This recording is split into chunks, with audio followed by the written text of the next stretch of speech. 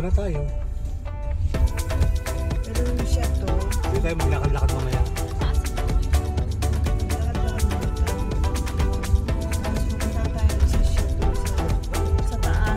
Go around the rotary. First exit, Yan na siya to. then bear Yan left. na, dito na tayo.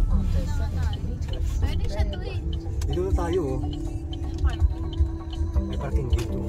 Di ba pinay?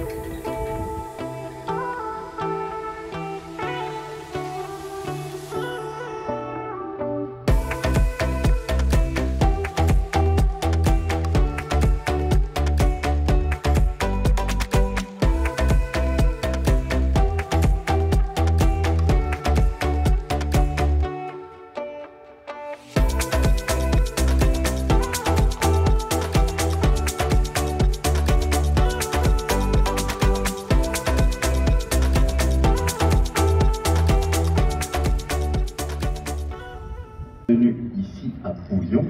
Donc ici maintenant, évidemment, on va commencer avec une petite démonstration de rapaces en vol libre. Alors vous allez voir que certains oiseaux vont voler relativement bas, hein, ils risquent même de passer fort près de vous et de se poser à côté de vous. Alors là, est-ce que je peux vous demander de ne surtout pas toucher les oiseaux, s'il vous plaît, hein, parce que ça peut être dangereux. Alors également, pendant la démonstration, est-ce que je peux vous demander de ne pas vous lever, de ne pas crier, de ne pas manger et de ne pas boire, s'il vous plaît. Merci beaucoup. Je pense qu'il y a un petit souci de micro, on verra bien si ça fait encore des interférences ou pas. On avait déjà eu un souci au premier spectacle. Donc ici, Anouchka.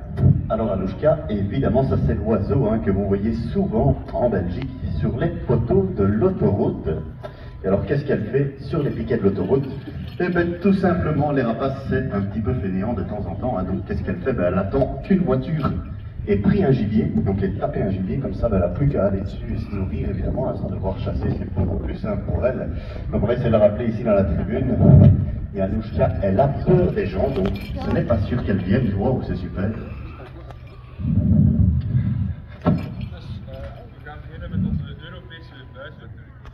We gaan beginnen met Anouchka, onze Europese buizerd.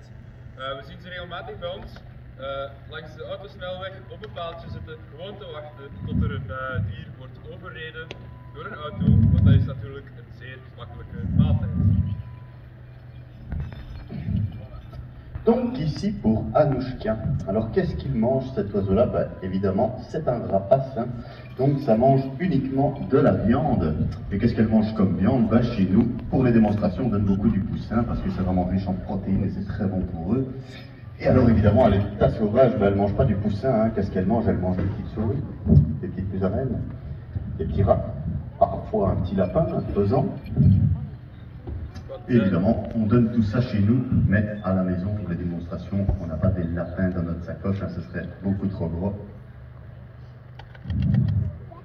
Wat eet deze vogel? Bij onze demonstratie krijgen ze voornamelijk kuikens. We zitten niet met een volledig konijn in onze zak, dat is wat leuk. Maar in het wild jagen ze ook wel op konijnen, kleine muisjes, van alles en ook wat, als ze maar kunnen vinden.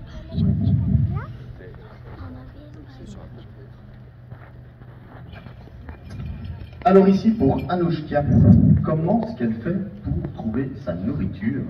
Ben, si vous voulez, les buses, les aigles et les faucons, eh ben, ils ont vraiment une très bonne vue.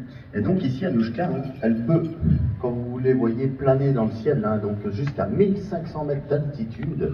Elle peut voir son lapin courir au sol et même le petit morceau de poussin qu'on a de notre gant. Donc les buses, les aigles et les faucons, ça marche avec la vue. Dus deze vogel, hoe zoekt hij zijn eten? Ze hebben een zicht zo'n 10 keer beter dan dat van ons. Dus ze gaan zweven zo'n 100, 150 meter de lucht in. En vandaar kijken ze naar mogelijke prooien, als zij met kadavers of levende dieren. Alors vous voyez ici avec cet oiseau, ben, je ne suis pas du tout avec mon gant, hein, donc quand on voit je jette l'oiseau. Alors pourquoi je fais ça? Eh bien tout simplement parce que les diurnes, hein, donc ici Anouchka c'est bien un oiseau diurne qui chasse la journée. Eh bien, les oiseaux diurnes comme celle-ci, les buses avec les faucons, ils sont toujours acérés au gant, donc ils se crampent, hein, comme on dit. Et alors si on ne lance pas l'oiseau, ben, évidemment il ne sait pas décoller de lui-même parce qu'il va toujours rester accroché à notre gant. Et alors là ben, c'est pas beau, hein, parce que l'oiseau il va tomber comme ça, il risque même de se faire mal. Alors on a une méthode bien précise pour nous lancer les oiseaux, évidemment, pour éviter de leur faire du mal. Bon vas-y, je suis pas prêt. Et donc ben, ceux-ci on est obligé de lancer évidemment pour que...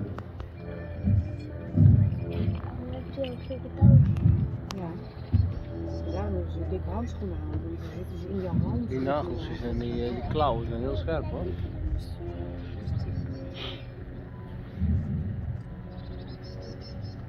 Et donc évidemment la chouette et fraise c'est aussi un oiseau qui est typiquement de chez nous.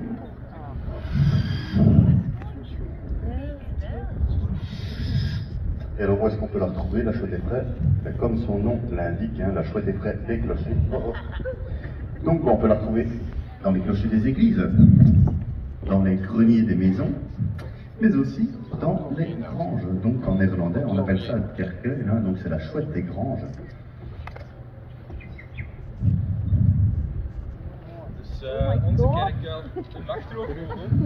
We vinden deze vogel voornamelijk Quand il vole, celui-là, il ne fait aucun bruit. Alors pourquoi il ne fait pas de bruit?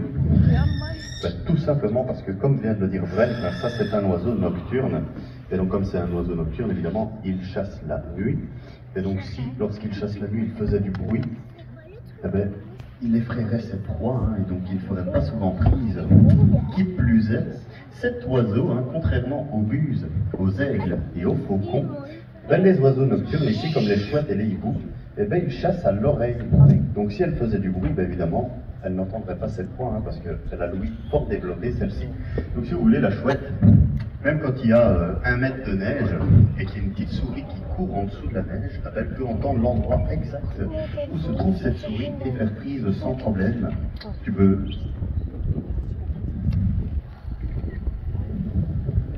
Dus de kerkuil. In tegenstelling tot de arend, muizens en valken, ja, volledig geruisloze vlucht hebben.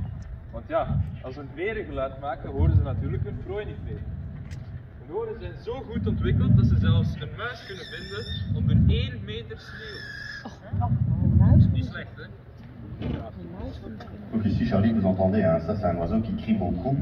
Alors pourquoi il crie beaucoup? Bah, tout simplement parce que chez les chouettes et les hiboux, quand ça crie comme ça, hein, ça veut dire qu'ils sont motivés, qu'ils ont envie de travailler avec nous, et donc c'est très positif. Alors là, c'est totalement l'inverse de Madame à la maison, hein, si vous voulez, parce que quand Madame à la maison, elle crie, c'est pas bon. Deze vogel zal je horen roept een hele tijd lang. Met deze vogel en met andere uilen betekent dat eigenlijk gewoon dat ze enorm gemotiveerd zijn. Het is een beetje tegenovergestelde van uw show thuis.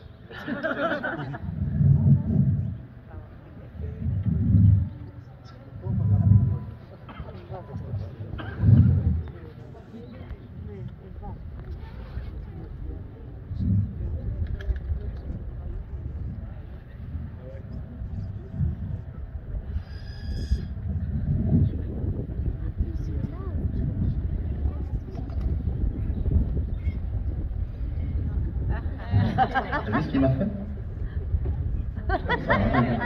Enroulé. Bon, ben ça c'est normal, hein, si vous voulez, moi ici, je ne suis pas toujours au château de Bouillon, hein, je suis même très rarement ici, je suis souvent au domaine de Palogne.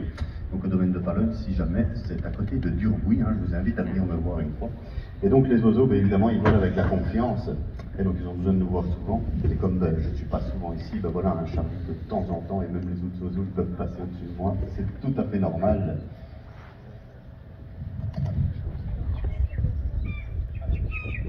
Dus u hebt gezien dat de vogel af en toe een beetje voorbij vliegt. Dat is omdat mijn collega hier niet altijd staat en de vogels hebben nog niet het volle vertrouwen in hem.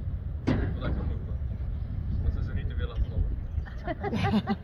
Et donc, qu'est-ce qu'elle mange ici, la chouette et frère? Ben, elle mange beaucoup de petites souris, des petites musaraignes, et même parfois des insectes.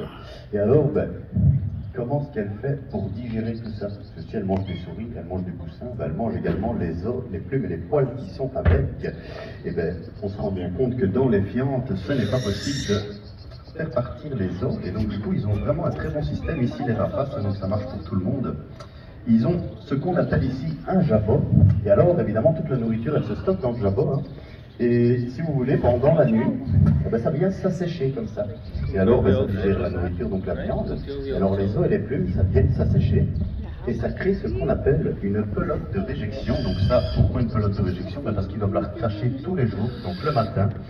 La première chose qu'on fait avec nos oiseaux, c'est qu'on vérifie l'état de la pelote.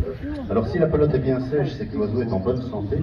Si la pelote est humide ou bien qu'on voit que les morceaux sont encore fort visibles dedans et donc pas digérés, ben là il faut contacter le vétérinaire parce qu'il y a un souci. Nee. Lukt niet. Je zit helemaal foto's te maken, hoor. Nee. Mag de botten niet. Dus elke morgen gooien ze die botten terug, spuwen ze niet uit en dat noemen we een braakbal. Nu, elke morgen moeten wij gaan kijken bij de vogels omdat er geen braakbal, omdat er een braakbal ligt. Als we eten geven bovenop de braakbal, is dat niet gezond voor de vogel. Donc là évidemment Charlie nous dit non, donc on doit faire la même chose. Hein. Et donc voilà ici c'était Charlie.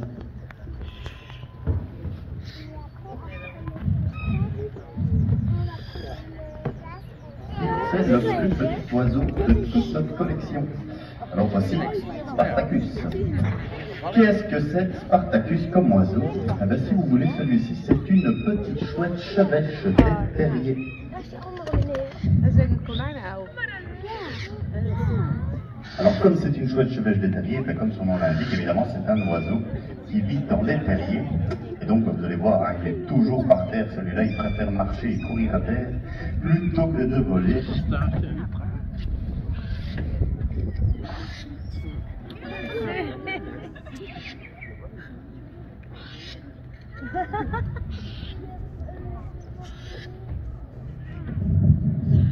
Alors Spartacus, ça c'est un oiseau qui est originaire de l'Amérique. Donc il vit beaucoup au Canada, hein, jusqu'au nord-est de la Suède. Et alors cet oiseau, ben, évidemment, il n'est pas du tout de chez nous. Hein. Nous on a des chouettes chevêches, mais ce sont juste les Athena noctuna et non pas les chouettes chevêches des terriers. Alors comment on les différencie? Ben, ici Spartacus, on le voit, malgré qu'il a un tout petit corps, ben, il a de très grandes pattes. Donc c'est ce qui fait sa différence envers la chouette chevêche de chez nous. Et alors la particularité de cet oiseau, on a toujours tendance à penser que les chouettes et les hiboux, ce sont des oiseaux nocturnes et donc qui chassent la nuit. Et alors pas du tout, hein, parce que si vous regardez ici Spartacus, il a les yeux jaunes. Et alors les yeux jaunes chez les rapaces, ce sont des oiseaux diurnes et donc qui chassent la journée. Donc ne pas penser que lorsqu'on parle d'un oiseau nocturne ou d'un oiseau diurne, on parle de leur période d'activité, c'est uniquement au niveau de la chasse. Donc quand on prend le cas de la chouette et fraise juste avant, c'est l'oiseau nocturne qui chasse la nuit. Évidemment, il a totalement le droit de voler pendant la journée, si vous voulez, c'est un peu comme le chat à la maison. Le chat à la maison, ça c'est un animal qui est nocturne. Enfin, il ne dort pas toute la journée, hein, donc ici pour les chouettes c'est pareil. Et donc qu'est-ce qu'il mange Spartacus? Ben, lui il mange beaucoup des petits insectes, hein, donc il mange beaucoup des petits vers de terre, des petites sauterelles, parfois des petites souris et des musaraignes. Et chez nous, ben, pour les démonstrations, il a beaucoup du poussin.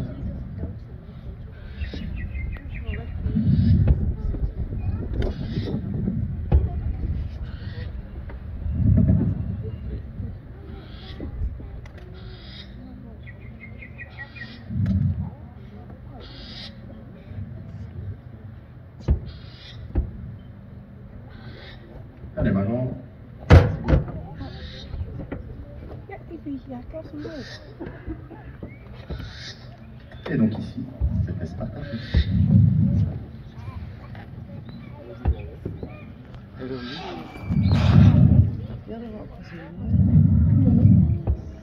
Donc évidemment, pour la buse de Harris, comment ce qu'elle fait pour voir ses proies, c'est comme Anouchka, elle a une très bonne vue.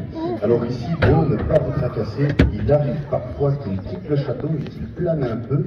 Donc si on a un petit peu de vent qui vient, on aura peut-être la possibilité de le voir planer. Alors il a totalement le droit de quitter le château, hein, évidemment. Nos oiseaux sont libres de faire ce qu'ils veulent.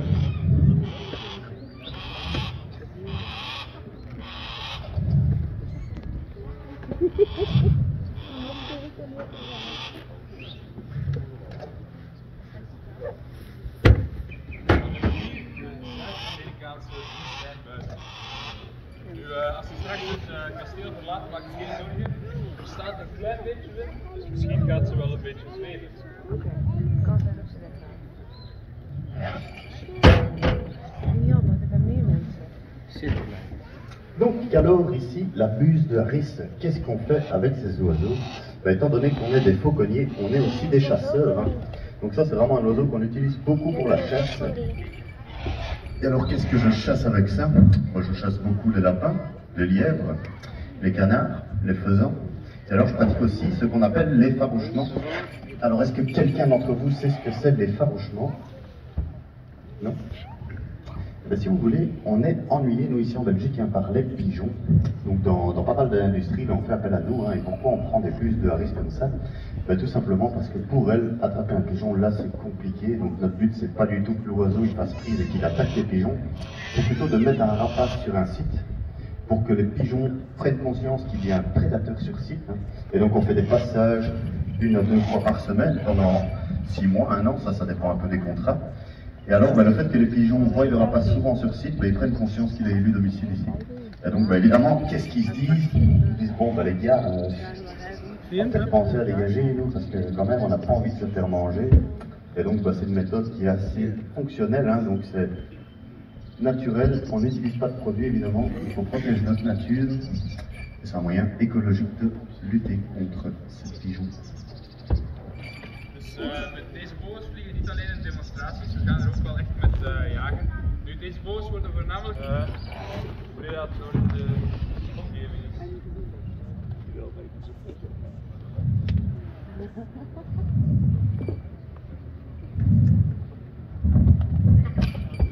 Alors bon, ici évidemment, hein, on se dit toujours comment l'oiseau il peut faire pour prendre un lapin. C'est quand même, là on a un oiseau qui fait 900 grammes. Bon, les lapins évidemment, on a des lapins qui font 1 kg, 1,5 kg, même 2 kg. Et donc on se demande comment ce qu'il peut faire pour attraper ça. Mais tout simplement, ils ont quand même un bon instinct. Hein, donc qu'est-ce qu'ils font quand ils chassent?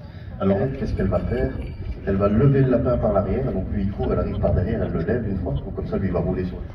Achter het hoofd in de nek van het konijn, tussen 2 wervels, en die breken ze. Wanneer dus het konijn in 1 keer verlamt.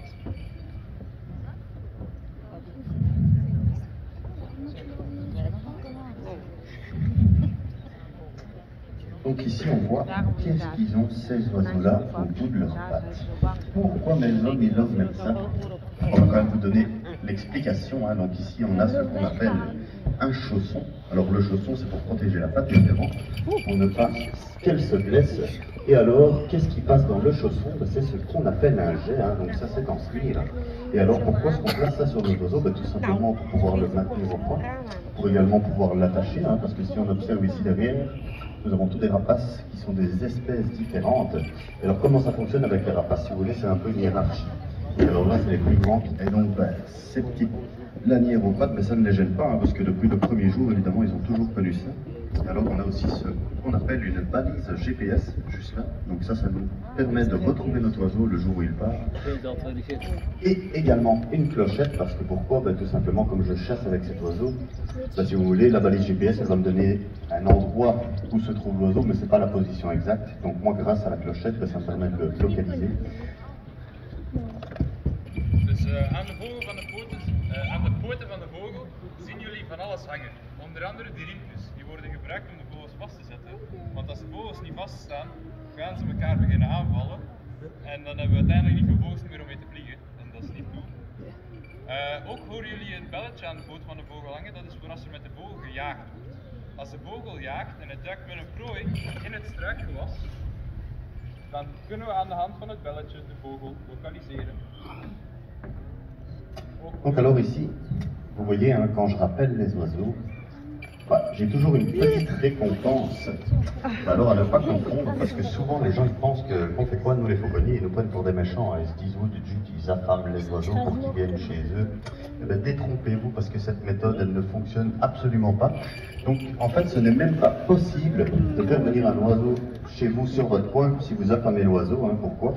Tout simplement parce que comme j'ai expliqué tout à l'heure, les oiseaux, pour qu'ils volent avec nous, il faut qu'ils aient confiance en nous. Et donc si on ne nourrissait pas assez nos oiseaux, ils n'auraient pas confiance en nous et donc ils ne voleraient pas avec nous.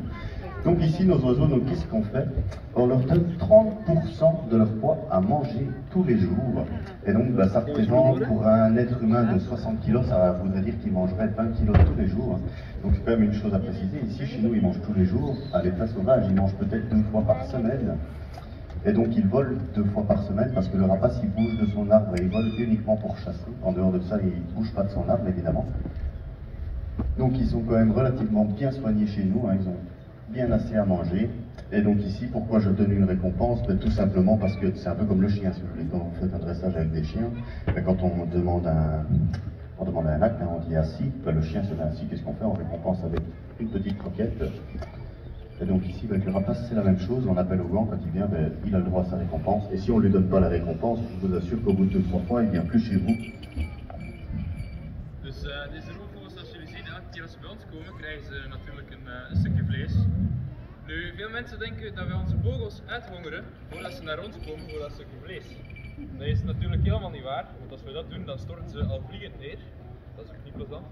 En nu, onze vogels komen totaal niet naar ons, zelfs al hebben we vlees, als ze geen vertrouwen hebben dat we hun goed gaan opvangen en dat ze een stukje vlees natuurlijk krijgen. Daarom is het echt wel een band die je nodig hebt met de vogel voordat hij naar u komt. En soms, als het niet goed is, of er is iets mis, vliegen ze nog niet naar ons. Dan vliegen ze gewoon voorbij en zeggen ze, schijt hem op. Niet plezant. Et donc ici, pourquoi est-ce qu'on donne autant à manger à nos oiseaux? Et pourquoi est-ce qu'on les tient toujours, enfin moi je vole toujours les oiseaux plus haut que leur poids? Alors pourquoi je fais ça? Tout de suite parce que sinon il manque de se prendre un rempart, donc là ben, il arrive qu'on perd l'oiseau. Et également, j'ai oublié le reste. J'ai oublié mon texte.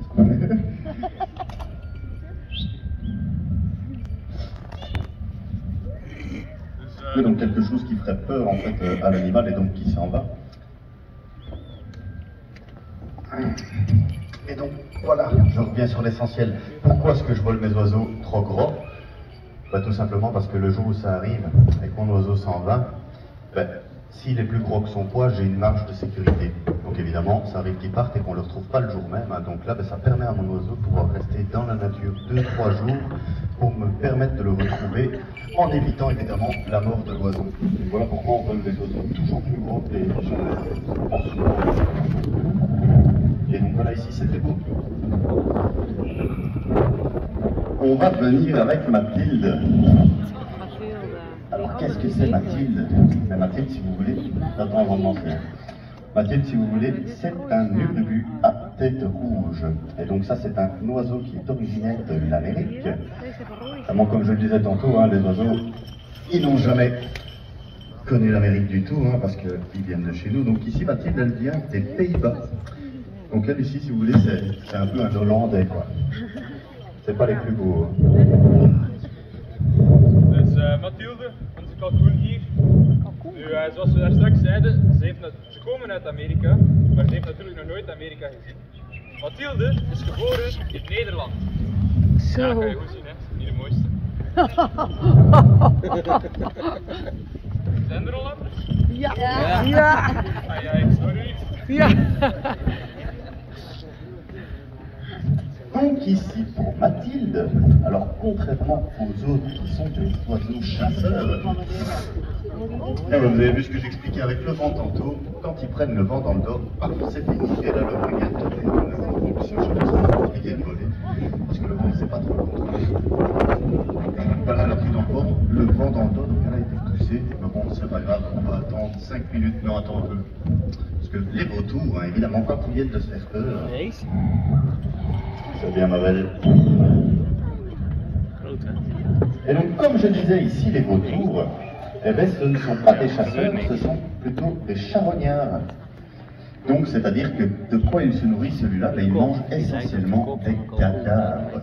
Et alors, Mathilde, ben, pour trouver ses proies, évidemment, c'est pas à la vue que ça fonctionne, ni à l'oreille comme les chouettes, celle-ci, ça fonctionne à l'odorat. Et donc, elle peut sentir un cadavre jusqu'à 12 km. Onze Mathilde hier vindt haar eten niet zoals de uilen met de oren, ook niet zoals de valken en de buizerds met de ogen, maar met haar neus. Ze kan een kadaver ruiken tot over 12 kilometer. Dat is niet slecht. Wil je scheet laten? Pas op.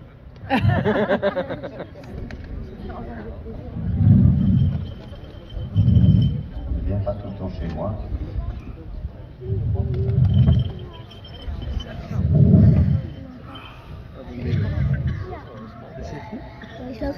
Donc ici, Mathilde, si vous la regardez correctement, donc oui, Mathilde, pourquoi? Ben, tout simplement parce que normalement, et donc, ce sont Mathilde et Philippe, hein, pour respecter la royauté quand même. Moi aussi, moi je vole avec des faucons, hein, quand même, pour être clair. Normaal gezien vliegen we het koppeltje en Philippe, maar Philippe is alleen Mathilde. En toen had hij luider. Toen heb ik nu ook luider. Ik heb de klas van.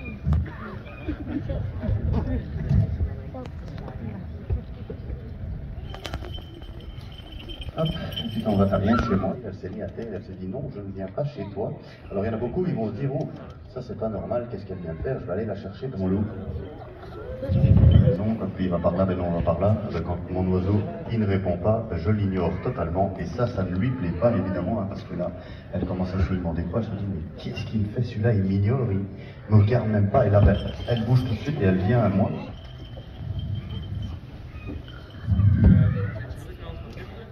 Want als ze iets ruikt, vertrekt ze soms. Maar ja, we vinden daar altijd wel direct terug. Juist aan de andere kant van het kasteel, op het dak van het bejaardentehuis. Grootste restaurant van de buurt. Oui, donc ici, avec Mathilde, comme le dit Brent, elle met bien aussi sa tête dans l'anus, comme ça. Et donc, c'est un peu grâce à elle qu'on a cette petite expression d'avoir la tête dans le cul, si vous voulez ça. On peut dire merci à Mathilde. Et donc, vous pensez bien, si cet oiseau-là, il avait des plumes sur sa tête, ce serait pas très beau à voir, évidemment. Donc, tous les vautours n'ont pas de plumes sur la tête, à l'exception d'une seule espèce. Et alors là, c'est le gypaète barbu. C'est un oiseau qui était en voie d'extinction. Donc il restait un couple à l'état sauvage. Mais évidemment, on a de la chance, parce qu'on a des fauconniers quand même qui préservent notre nature. Et donc ils ont reproduit cette espèce et ils l'ont réintroduit. Et aujourd'hui, on compte 6 couples reproducteurs à l'état sauvage. Donc ça, pour la petite info, c'est Jacques-Olivier Travers aux Aigles du Léman en Suisse qui s'occupe de nos gypaètes barbus. C'est un grand fauconnier. Dus zoals je kan zien, ons Mathilde heeft geen pluim op haar hoofd. Waarom is dat? Omdat ze haar hoofd in het kadaver steekt en de ingewand eruit halen. Want die eet zijn joch. Dat kan van alles insecten.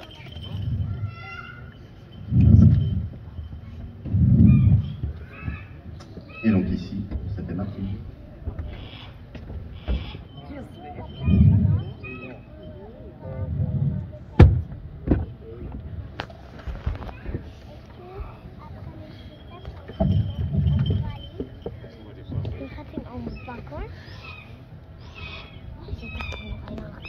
Vous avez bien écouté les petites consignes qu'ils ont au départ, donc ça fait toujours bien plaisir, évidemment.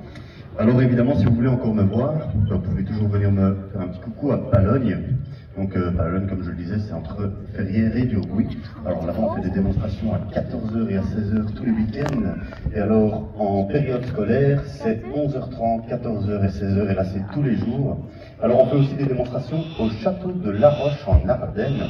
Bon, je vous invite toujours à venir faire un tour parce que c'est une autre équipe et ce sont d'autres oiseaux. C'est assez sympa à voir aussi. Le château est très beau à visiter là-bas.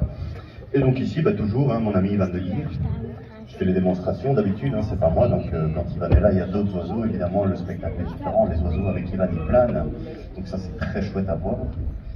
Et alors vous avez un petit flyers ici, avec un bon de réduction pour Palogne, vous avez un autre flyers avec les explications de qu'est-ce que c'est l'effarouchement, donc si vous êtes ennuyé avec les pigeons, n'hésitez pas à nous appeler, on peut toujours se voir et discuter.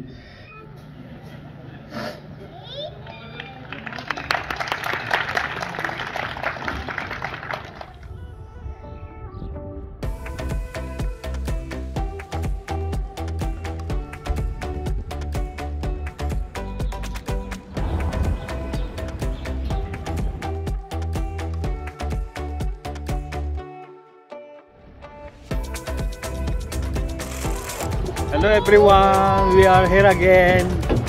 Another adventure.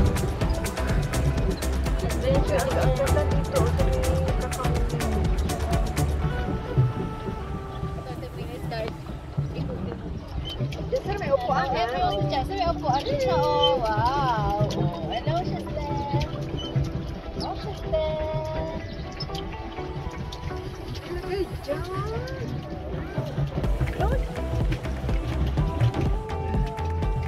Hello Chester. Hello.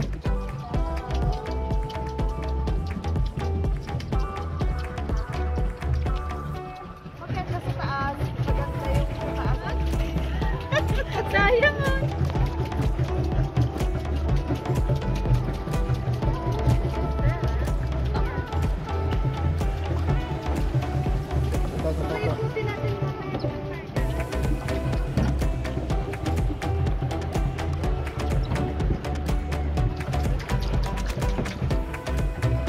Hello kanar, mga bebe.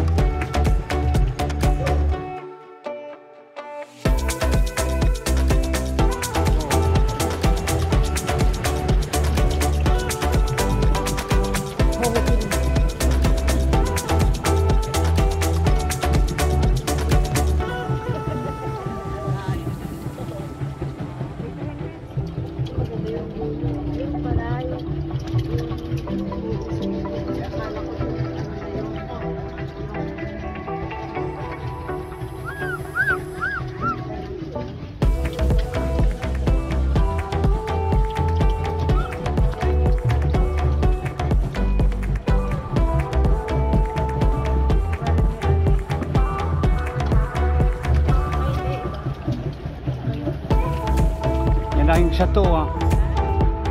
Ano bang yan? Hanggang doon?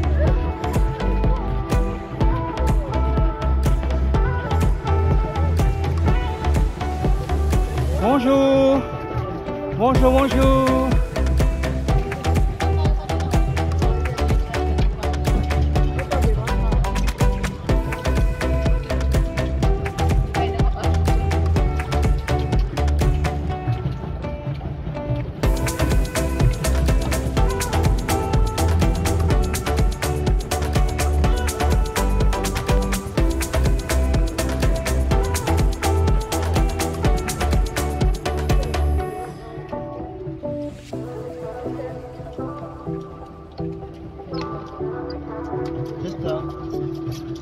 Just ici. Ouais, just there.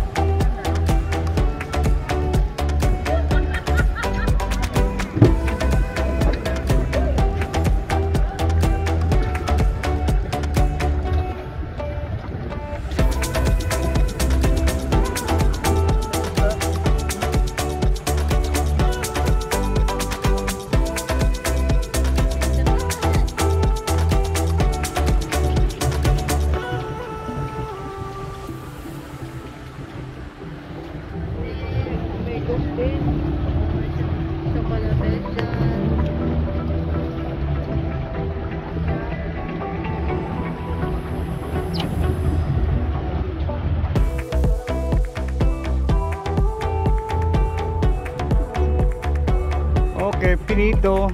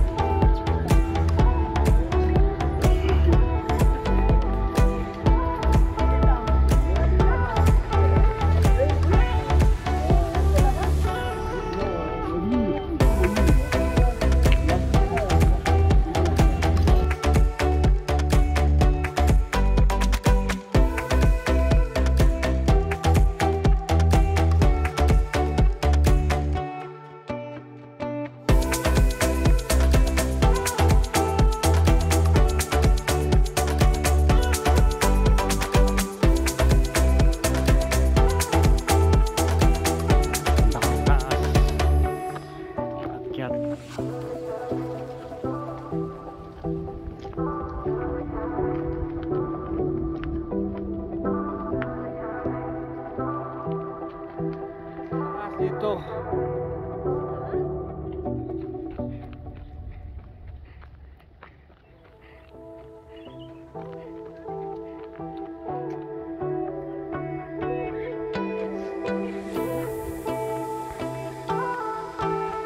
Hey.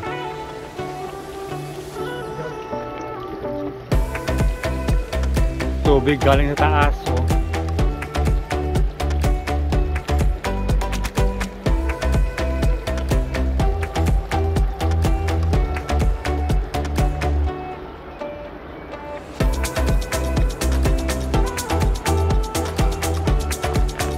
Galing sa taas, tubig.